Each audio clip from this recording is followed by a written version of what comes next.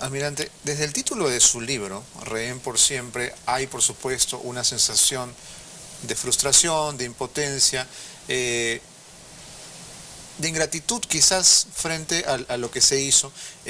Y yo después de leer su libro, que es un libro, que es un testimonio excepcional, periodísticamente además, que yo recomiendo, uno lo primero que piensa es qué infinitamente brutos pudieron ser de dejar a un experto en inteligencia como usted dentro. Es decir, cualquiera con dos dedos de frente a la hora de decidir a quién dejar, obviamente no vas a dejar dentro de la residencia a alguien que tiene el entrenamiento y las tácticas que usted maneja para un rescate como este. La gente no tiene idea, pero la verdad es que si usted no hubiera estado adentro, todos los rehenes estarían muertos. No tanto, creo yo que algunos habían muerto, incluidos... Algunos bastantes. Bastantes, sí. Pero a lo que voy es a que yo pienso que no es solamente el hecho de que yo me quedara, porque habíamos, ¿cuántos eran? 22, 23 militares, entre policías y...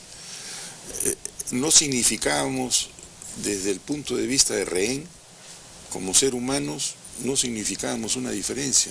O sea, creo que ellos debieron desde un principio soltarnos a nosotros, pero era más importante el vejarnos, el tirarnos al suelo, el poner el futil en la cabeza, el repetirnos lo que dice el libro de Vargas Llosa, que me mira, cadete. Ese tipo de cosas primó en el odio que tenían ellos hacia la Fuerza Armada y después en el maltrato. Al general Domínguez lo maltrataron permanentemente. Al embajador de Bolivia. Pero no era militar, pero Domínguez sí, y a Domínguez lo amenazaron 1000 veces durante esos días. Si hubieran a dos personas que realmente las tuvieron en jaque, fue a Pancho y a Domínguez, y también a Pedro Fujimori. Esta gente se entraban de noche a la habitación con una linterna, prendían la linterna y le rastrillaban el arma en la cara al individuo que estaba durmiendo. Esa es parte de la tortura ellos querían hacer escarnio de la Fuerza Armada y un poco no les salió la cosa, porque dicen, sorprendieron, no, la sorpresa siempre es posible, y en ese caso jugó ese adagio, la sorpresa siempre es posible. Claro, pero yo me refería al hecho de que usted es el fundador de la FOES, es decir, creo que hay que ser bastante estúpido para dejar a un fundador de la FOES, como usted, dentro de un lugar en el cual se pretende tener supuestamente una toma exitosa. Pero más allá de eso, ¿cuáles fueron esos momentos? Y aprovecho que están los dos juntos, como creo que no va a ser posible repetir esta ocasión, los momentos en que ustedes sintieron que ya el final era inminente. En el caso de usted, señor Tudela, que era, digamos, la presa predilecta. El primer día ellos decidieron mi ejecución. El Lucho estaba presente en el cuarto y iba a ser ejecutado al día siguiente a las 12 del día. Anunciaron una hora y todo. Claro. Sí, claro. Luego, creo yo que por la presencia masiva de la prensa y al comprender que eso no los iba a ayudar a permanecer en el control de la embajada mucho tiempo, desistieron. Y luego, en distintas oportunidades, hubo ejecuciones ficticias. A mí me hicieron una farsa de juicio, en la cual me tuvieron mediodía. ¿De qué lo acusaban en este supuesto juicio? Me acusaban de la responsabilidad del Ministerio de Relaciones Exteriores en la guerra antiterrorista, cosa que era absolutamente demencial. Habían encontrado una revista en la embajada donde se daba cuenta de una cumbre de la Organización de Estados Americanos contra el terrorismo en Lima, la cual yo como canciller había presidido, puesto que tenía lugar en mi país.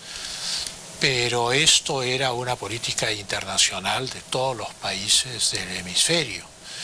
Yo nunca di mi brazo a torcer porque comprendí que si daba mi brazo a torcer era hombre muerto. Que lo que ellos necesitaban, ya habían pasado algunos meses, lo que ellos necesitaban era una justificación para meterme un tiro en la nuca. Y yo no les di en ningún momento esa justificación, cosa que los desconcertó. Claro, pero digamos, esto habla de su actitud ante la adversidad, pero por dentro, ¿cómo iba? La procesión iba espantosa. Jamás he tenido, ni siquiera el día del rescate, una sensación física de lo que el miedo puede producir en el organismo. Una cosa es tener miedo psicológicamente, otra cosa es tener miedo orgánicamente y luchar para controlarlo, para salvar la vida de uno.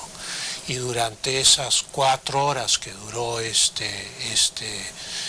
farsa, yo sentía literalmente que tenía un puño en el estómago, sentía la espina dorsal congelada, sentía el movimiento peristáltico de mis órganos, o sea, todo mi organismo se estaba rebelando contra la muerte. En su caso, almirante, ¿cuál fue el momento más grave que le tocó? Bueno, algo parecido a eso cuando un diario de circulación nacional sacó mi historia y también me hicieron otro. El juicio no fue tan violento como el que le pasó a Pancho, pero en realidad yo durante todo el tiempo que estaba allí tuve una tensión muy grande porque cuando dice sacó mi historia, perdón la interrupción, se refiere a que un periódico publicó el trabajo que usted había hecho contra la guerra antisubversiva. Antisubversiva. Pero yo quisiera resaltar, porque es justo y no se ha dicho mucho sobre eso, la actitud en ese momento ministro de Relaciones Exteriores, canciller. Fue algo realmente remarcable. Él, a pesar de las presiones que tuvo Pancho, y te lo digo públicamente, jamás dejó de preocuparse por el resto de la gente. Él vivía constantemente visitándonos, alentándonos y ayudándonos, porque si bien es cierto, yo tuve un papel protagónico, también lo tuvieron ellos y otros oficiales y otros civiles, como el embajador Valdés, el embajador Gumucio y algunos oficiales de la Fuerza Armada que estuvieron, los poquísimos que sabían de esto. Si yo hubiera sido solo en esto, no hubiera sido fácil, porque la presión en algún momento llegó a ser realmente grande. La ventaja mía era que el primer curso de rescate de rehenes